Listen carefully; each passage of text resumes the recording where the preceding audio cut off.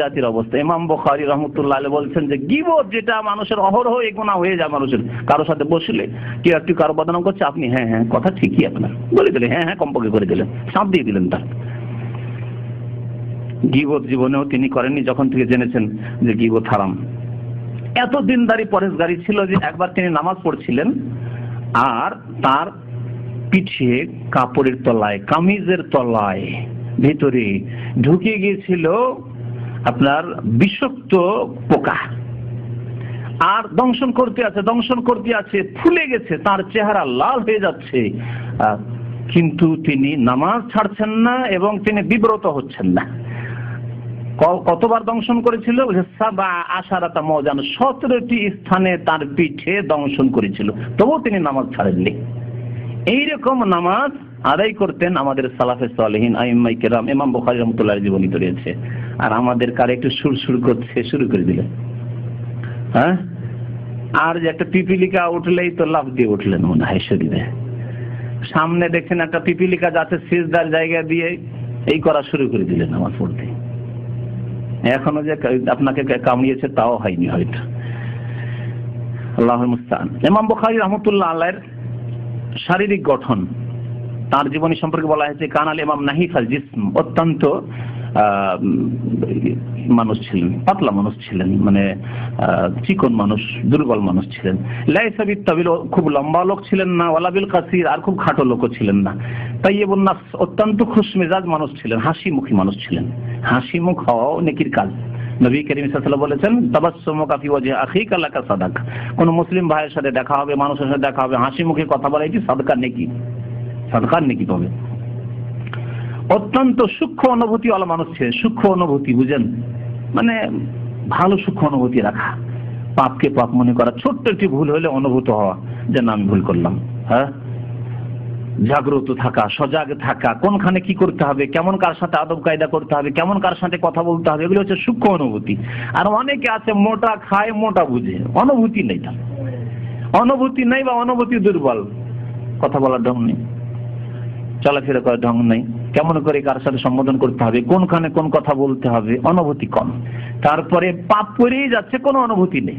এত মোটা খাওয়া লোক আর ইমানে এত দুর্বলতা যে কোনো অনুভূতি নেই, পাপের অনুভূতি নেই, গুনাহ হয়ে গেল, ফরজ ওয়াজিবের ত্রুটি হয়ে গেল, কোনো অনুভূতি নেই। অত্যন্ত সূক্ষ্ম অনুভূতির মানুষ ছিলেন। কালিল আকল, খুব কম খেতেন, খাওয়া দাওয়া অল্প খেতেন। অল্প খেলে মানুষ বেশি সুস্থ থাকে, শুনে রাখুন। আর আজকের জামানায় এটা বাস্তবে প্রমাণ হচ্ছে, যত বেশি যে খায় তত বেশি তার প্রেসার, নয় সুগার, বেশি মোটা হয়ে যাচ্ছে, কোলেস্টেরল, চর্বি ধরে যাচ্ছে, ওজন বেড়ে যাচ্ছে, ওজনকে কন্ট্রোলই করতে পারছে না। ডাক্তার বলছে যে তুমি যে খাটো মানুষ, তোমার ওজন 60 থেকে 70 হইতে হবে, ওর চলে গেছে 90, 80, ঠিক না? আজকালকার অধিকাংশ আকস্মিক মত, মওতুল ফাজা, আকস্মিক মত হচ্ছে বেশি খাওয়ার কারণে। Stroke, heart attack, sugar, cholesterol ইত্যাদি ইত্যাদি সব কারণে। অত্যন্ত কম খেতেন। কম খেলে হবে কি, আপনি পরীক্ষা করে দেখবেন।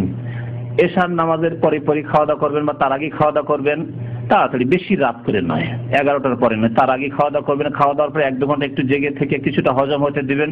আর অল্প খাবেন, 3 ভাগ করে পেটে অল্প খাবেন। 100 গ্রামের চাউলের ভাতের বেশি নয়, তার কম, অল্প খান। অথবা রুটি খান, বেশি না, অর্ধেক একটা রুটি খান, অল্প খান আর কি, আপনার শরীর হিসেবে আপনি খাবেন। অল্প খান, পেটকে খালি রাখেন, সুস্থ থাকবেন। এবং ফজরে, কেন ফজরের আগেই ঘুম ভেঙে যাবে, বাস্তব সত্য কথা বলছি। ফজরের আগে তাহাজ্জুদ পড়ার জন্য অ্যালার্মের প্রয়োজন নেই, খুব সহজে ঘুম ভাঙবে। 3 থেকে 4 ঘন্টা ঘুম হলে সহজে ঘুম ভেঙে যাবে। অ্যালার্ম থাকলে খুব সহজে, একটু অ্যালার্ম বাজতে উঠে পড়বেন একবার লাফ দিয়ে। আর যদি বিরিয়ানি পেয়েছেন, আর ভালো গোস্ত পেয়েছেন, মাছ পেয়েছেন, পেট ভর্তি করে এমন খেলেন যে পানি খাওয়ার আর জায়গা নেই, দাওয়াত খেয়েছেন, খেয়ে তারপরে আসছে সেখানে ভাই আর জায়গা নেই, ফল ফ্রুট আছে আর কোথায় রাখবো, জায়গাই নেই, এত ভাত খেয়েছেন আর জায়গাই নেই। এইরকম যদি খাবার খান আর রাত যদি 9টার সময় ঘুমান, তবু ফজরে উঠতে পারবেন না। 7 ঘন্টা পরে ফজরে উঠতে কষ্ট হবে, বাস্তব সত্য। সালাফে সালেহিন অত্যন্ত কম খেতেন, সুস্থ থাকতেন, অত্যন্ত দানশীল ছিলেন। আজকালকার আলেম ওলামারা দানশীল না, বেশিরভাগ কৃপণ। দেখা যায় না আলেম ওলামা দান করছে, ইমাম বুখারী রাহমাতুল্লাহ আলাইহি অত্যন্ত দানশীল, শুধু দানশীল নয়, মুফরিতুল কারাম, অত্যন্ত দানশীল, কাসীরুল ইহসান, অত্যন্ত গরীব দুঃখী ইয়তীম বিধবার উপর ইহসানকারী ছিলেন। তার ছাত্রদের মধ্যে যারা অভাবী, গরিব, দরিদ্র থাকতো তাদের ভরণ পোষণের দায়িত্ব নিতেন। ছাত্রদের টাকা পয়সা খরচ দিতেন, যে পড়াশোনা করো, খরচ তোমার আমি দেবো, যেটা হবে না তোমার মায়ের কাছে টাকা পয়সা চাওয়ার জন্য, ভিক্ষা করার জন্য, কারোর কাছে সাহায্য চাওয়ার জন্য, পড়ো আমার কাছেই পড়ো, আমি তোমার খরচ দেব। কাসীর আল ইহসান ইলা তালাবা, মুমতালিউন নিশাত। আর ছিলেন অত্যন্ত সক্রিয় মানুষ, সক্রিয় আর নিষ্ক্রিয়, বুঝলেন? কিছু লোক আছে নিষ্ক্রিয়, কাজকর্ম নাই, কাজ করার কোন রকমের উদ্যম নেই, এসেছে ওই আপনার ফ্রি ভিসায় আর ঘরে বসে আছে। ফ্রি ভিসায় যদি ঘরে বসে থাকেন, কি আপনাকে ডেকে নিয়ে যাবে?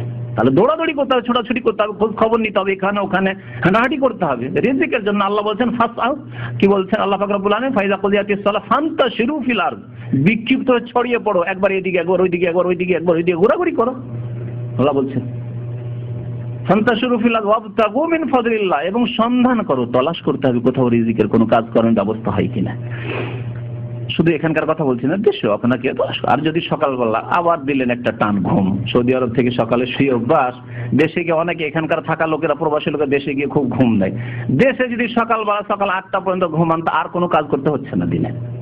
রৌদ্র হয়ে গেলে আর ভালো লাগছে না, থাক, কারণ ওখানে তো ডিউটি চাপ নেই যে যেতেই হবে, 9টায় ডিউটি, 10টায় ডিউটি, হাজির হইতে হবে, ইচ্ছায়। আর মনে করলো না, সারা দিন গেলেন না, পড়ে থাকলেন অলসের মতো। অলস হইলে হবে না, সক্রিয় হইতে হবে। ইমাম বুখারীর মতো অত্যন্ত সক্রিয় মানুষ ছিলেন, এমনকি জিহাদের প্রস্তুতি নিতেন। এত বড় ইমাম, এত বড় মুহাদ্দিস, জিহাদের প্রস্তুতি নিতেন, তীরন্দাজি করতেন, তীরের নিশানা। সন্ধ্যাবেলা আসর পরে, মাগরিবের একটু আগে পাহাড়ের আড়ে চলে যেতেন, যেখানে লোকজন নেই, বাচ্চারা নেই, কারণ বাচ্চারা থাকলে কাউকে লাগতে পারে, কোনো মানুষ থাকলে লাগতে পারে, ফাঁকা মাঠে পাহাড়ের আড়ে গিয়ে তীরের নিশানা বানাতেন। তার ছাত্ররা বলতেন যে আপনি এত বড় ইমাম, এত বড় মুহাদ্দিস, আমাদের ওস্তাদ, আপনার এগুলির কি প্রয়োজন? এগুলি খেলাধুলা আমরা করব, আপনার কি প্রয়োজন? তিনি বলতেন যে আল্লাহ পাক যদি আমাকে জিহাদের সুযোগ দেয়, কাফের সামনে আসে মুসলিমদেরকে হত্যা করার জন্য, মুসলিমদের বাড়িঘর লুটপাট করার জন্য, মুসলিমদের উপর জুলুম অত্যাচার করার জন্য, তো আমি কি ইমাম বুখারী কাপুরুষের মতো বসে থাকবো? আমার উপর আল্লাহ জিহাদ ফরজ করেনি, জিহাদ আল্লাহ আমার উপর ফরজ করেছেন। সুতরাং প্রস্তুতিটা রাখছি, যদি আল্লাহ করে দেয়, সুযোগ দেয়, তাও নিশানা বানাবো আল্লাহর শত্রুদেরকে। তাই বলছেন ফাকান ইউজিদু রামিয়াতা ইস্তিদাদাল লিল জিহাদ, জিহাদ ফি সাবিলিল্লাহর প্রস্তুতি স্বরূপ তিনি তীর আন্দাজিতে ভালো পটু ছিলেন, পারদর্শী ছিলেন। ইমাম বুখারী রাহমাতুল্লাহ আলাইহির প্রশংসা সম্পর্কে ইমাম আহমদ বিন হাম্বল, তার ওস্তাদের ছাত্রর প্রশংসা খুব কম করে, এটা জানেন কি? বিশেষ করে মাদ্রাসা, দ্বীনি ওস্তাদ, আলেম ওলামা ওস্তাদ, স্কুলের ওস্তাদরা করবে, কারণ সরকারি চাকরি ও আমার কি করে দিবে? সরকারি আমার চাকরি আছে, ওর চাকরি হলে আলাদা হবে, ওর চাকরি থেকে আমি কিছু পাবো না, আমার থেকেও কিছু পাবে না। কিন্তু মাদ্রাসা, প্রাইভেটে যারা আছে তাদের মধ্যে হিংসা একটু বেশি, কারণ ও যদি বড় বক্তা হয়ে যায় তাহলে তো আমি কমে গেলাম। ওস্তাদ ছিল বক্তা, ছাত্র যদি বক্তা হয়ে যায় তাহলে আমার তো বাজার একটু ডাউন হয়ে যাবে। ওস্তাদ ছিল পীর, এখন যদি ছাত্রই পীর হয়ে যায়, তার যুবক পীর, নতুন নতুন পীর, আর নতুন কিছু মানুষকে ভালো লাগে, আর পীর ধরা বিদাতিরা তো ছুটবে নতুনের দিকে, তখন আমার তো মুরিদানের সংখ্যা কমে যাবে, ঠিক না? এইসব হিংসা আছে, যারা ধর্মীয় বিদাতির নেতৃত্ব আছে, অথবা যারা এমনকি কোরআন সুন্নাহ অনুসারী, তাদের মধ্যে এই রোগ আছে, হিংসা। ওস্তাদ অনেক সময় ছাত্র হিংসা করে, বেশি বেড়ে গেলে, বেশি বড় ভালো ছাত্র হয়ে গেলে। ইমাম বুখারী রাহমাতুল্লাহ আলাইহি ওস্তাদ, দিনদার ছাত্রের দিনদার ওস্তাদ ইমাম আহমদ বিন হাম্বল, 4 ইমামের এক ইমাম। তিনি বলছেন মা আখরাজাত খোরাসান মিসলা মুহাম্মদ বিন ইসমাইল। খোরাসান ওই আপনার উজবেকিস্তানের এলাকার প্রাচীন নাম হচ্ছে, আফগানিস্তান থেকে শুরু করে বিস্তর এলাকা, ওইসব এলাকায় খোরাসান বলা হইতো। আমাদের ইংরেজদের জামানায় যখন ভারতে জিহাদ চলতো ইংরেজদের বিরুদ্ধে, তখন খোরাসানি জিহাদ বলে খুব প্রসিদ্ধ ছিল। আগের মুরব্বীরা খোরাসানি জিহাদের নামে খুব তারা চাঁদা পাঠাইতো ইংরেজদের আমলে তাদের বিরুদ্ধে জিহাদের জন্য, এবং এটা খুব মশহুর হয়ে রয়েছে। ওই কিতাবগুলি, ওই যুগের ইতিহাসগুলি পড়লে পাওয়া যায় এই নামটি। তো খোরাসানে মোহাম্মদ বিন ইসমাইলের মতো আর কোন মহাপুরুষ জন্মায়নি। খোরাসান এলাকায় ইমাম মুহাম্মদ বিন ইসমাঈল ইমাম বুখারীর মতো কোনো বড় ব্যক্তিত্ব জন্মগ্রহণ করেনি। হুসাইন বিন হুরাইস একজন ইমাম বলছেন, লা আলামু আন্নী রাআইতু মিসলা মুহাম্মদ বিন ইসমাঈল, আমি জানি না যে ইমাম মুহাম্মদ বিন ইসমাঈল ইমাম বুখারীর মতো লোক দুনিয়াতে সৃষ্টি হয়েছে। কান্নাহু লাম ইখলাক ইল্লা লিল হাদিস, যেন